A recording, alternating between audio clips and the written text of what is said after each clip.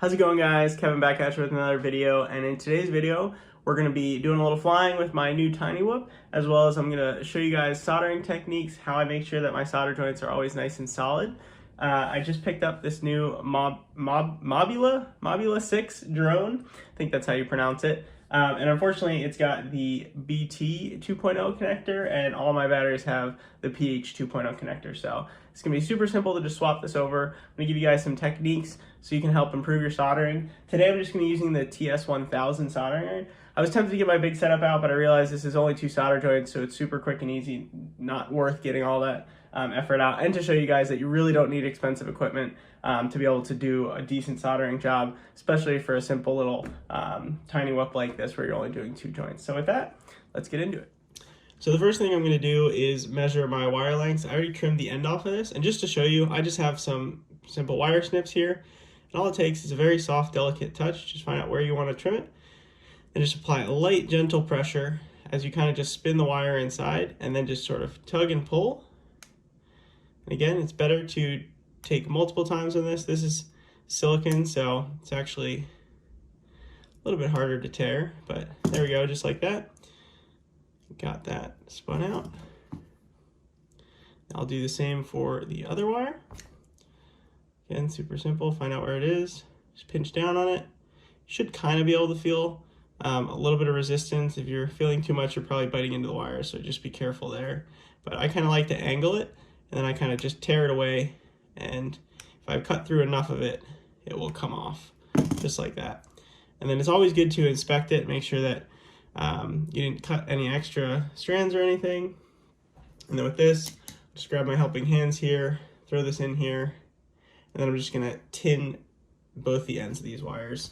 So with the TS1000 here, I'm just gonna turn this guy on. Oh, gotta plug in my battery first. Always helpful for that. All right, so this thing's gonna start heating up here. Thankfully, this will heat up quite quickly. And then you can pick up these kinds of just wire cleaners for your soldering irons anywhere. This heats up pretty quickly, so just like that, make sure it's nice and clean. And then I'm just gonna heat up the wire, and I'm just gonna try to push the solder through the back of it, and essentially sort of push the solder through the wire.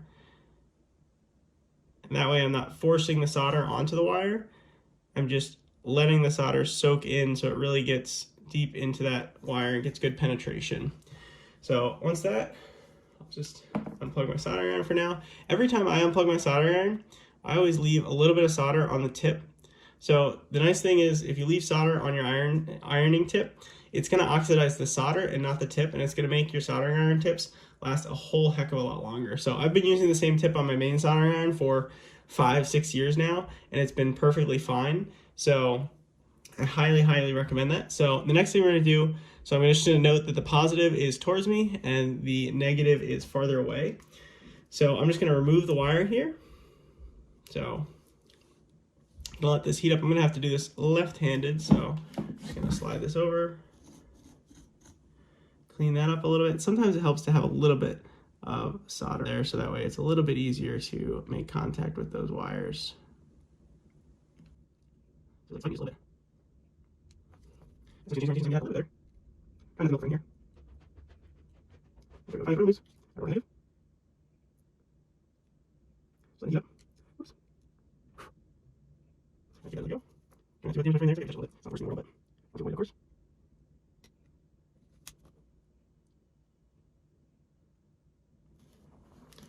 So I'm going to take this guy. I want to make sure my whoop is not going anywhere, so I'm going to re-grab it. We're going to start with the red wire because it's farther away. Feed that up.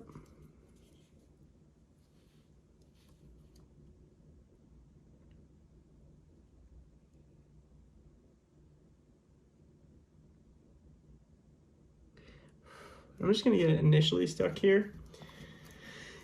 Don't feel like you need to get it permanent in place the first time that you do this. I'm going to do the negative wire. It's always easier once you have the wires in place to finagle with them later.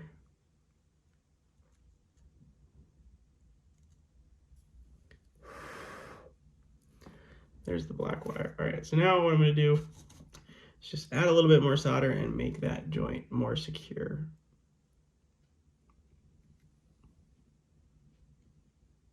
There we go.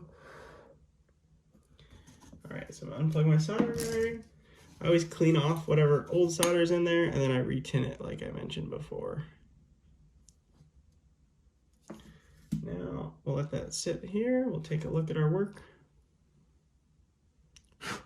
Most important thing, obviously, is to make sure that we did not bridge anything. So you can always just sort of take a sharp object. If you've got, just be careful and check to make sure that there's no bridging. Just gonna take a close look here with the naked eye. Looks like we're good to go. Of course, give it a good pull test. Make sure that, you know, nothing's going anywhere. Your wires are nice and secure. And just like that, I think we're good to go. So now I'm gonna go bind it to my radio, fire it up, and take it for a test spin.